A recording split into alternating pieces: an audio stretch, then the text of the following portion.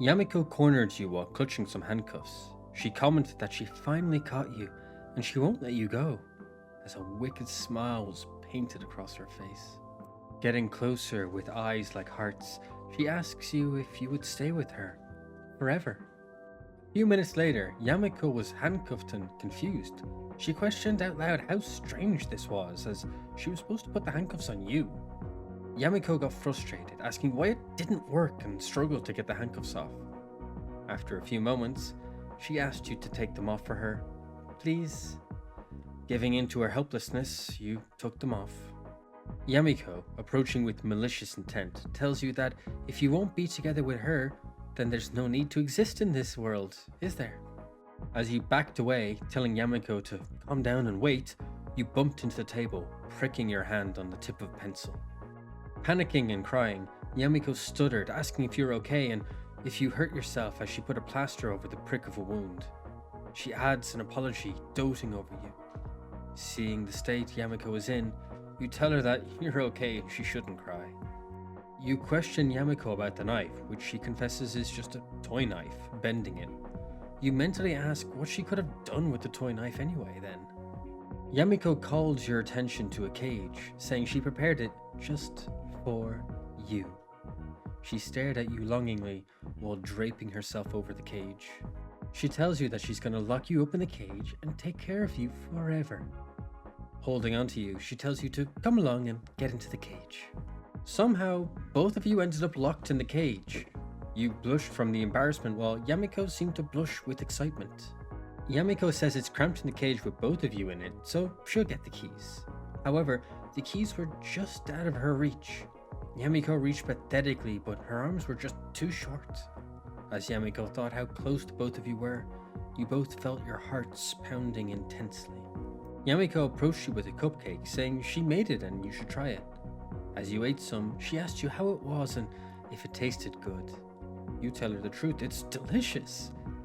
However, you question the odd texture. With a sinister smile and sitting down on your lap, she comments that you noticed and she added a secret ingredient into the cream. Shocked, you mutter, "No way." With a wicked expression, she tells you it's coconut gel. Shocked, you think that's much more normal compared to what was in your dirty mind. Out loud, you say that you thought Yamiko put something weird in the cupcakes. She admits that she thought of that, but realized it would be way too much and weird. You again thought that was a very normal opinion for her despite her odd behavior. As you walked home, you started to feel uneasy, commenting out loud that you felt like you were being watched. Poking out from behind a lamppost, Yamiko was watching you, thinking to herself, saying that you're right and she's been watching you this whole time. However, her plans were ruined when the police stopped her and questioned her, scolding her for how late she was out as a student. Yamiko looked miserable, thinking how she's been arrested. You decided to intervene and rescue her. She thanked you and said she'll stalk you in daylight hours instead. You thought about how she didn't learn the lesson that was being taught here. Yamiko, alone in her apartment, decided that now was the time to cast a spell. So, for you and her to be together forever, she's going to sacrifice Hamu-kun, her hamster. She told Hamu-kun that this was it for him, staring coldly at him while she readied herself. But in the end, she couldn't do it, saying it was impossible, cuddling Hamu-kun sweetly. The next day, you visited Yamiko's place and discovered she had a hamster, commenting on how you didn't know she had one. She nods, happy to see that you liked her pet. Confronting you, Yamiko tells you that the rest of today is hers, and she will be in charge of you, and you will do what she says. Yamiko continues to explain, saying that she will decide where you both will go. She will bring you to a restaurant that she wants to eat at. She seemed to be thinking more, but you realized she was actually talking about something else. To confirm your suspicions, you ask Yamiko directly if this is her odd way of asking you on a date. Yamiko blushed and clutched her face in glee, as you understood exactly what she was asking from you. Her face went from menacing to sweet and adorable as soon as you realized what was going to happen. Yamiko found your phone unattended while you were visiting her place and decided to see how you were getting along with other girls, which means she needs to properly check your phone. Looking through your phone, she sees so many contacts that she doesn't know, which seems to have an impact on her in some sort of way. Yamiko remembers talking to you in the past and asking why you didn't have a smartphone. You told her that you didn't need one, especially since you didn't have many friends. Seeing that now you had a smartphone with so many contacts, she blushed and smiled, saying how happy she was for you. You came back into the room and tell Yamiko that she has your phone. She apologizes, saying that she couldn't help but look into your phone because she was curious. Forgetting she was a Yandere, she begins to ramble, asking who all these people are and that she should delete every contact that isn't her. You thought that Yamiko was acting like a lagging Yandere.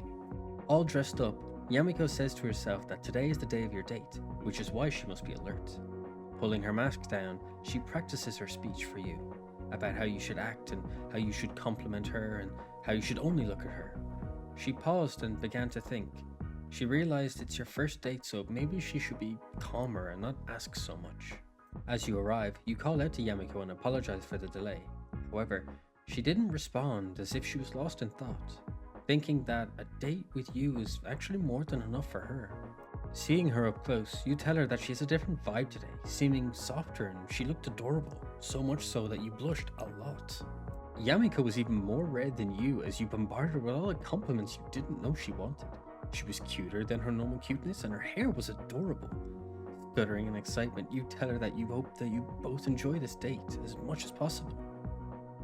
Yamiko, watching you from afar, noted that you've been bothered recently a lot by a gyaru. She disliked her attitude and how close she was getting to you, deciding that she needed to put the gyaru in her place. Yamiko approached you, looking battered and bruised, with cuts all over to boot.